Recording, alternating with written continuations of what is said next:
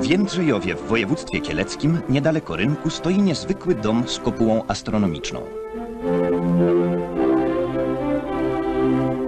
A w domu tym mieszczą się równie niezwykłe zbiory, które od kilku pokoleń gromadzi rodzina Przypkowskich.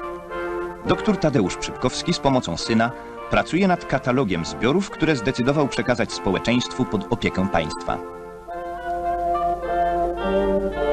Znajduje się tutaj jedna z najbogatszych na świecie kolekcja zegarów słonecznych. Niektóre liczą po 400 lat, pochodzą z wielu krajów. Największą troską doktora Przypkowskiego jest, by te bezcenne zbiory znalazły należyte pomieszczenie i opiekę. Uzupełnia je piękny i obszerny księgozbiór pełen białych kruków. Są wśród nich prace wielu Przypkowskich, świadczące, że szlachetne kolekcjonerstwo to piękne obciążenie dziedziczne w tej rodzinie.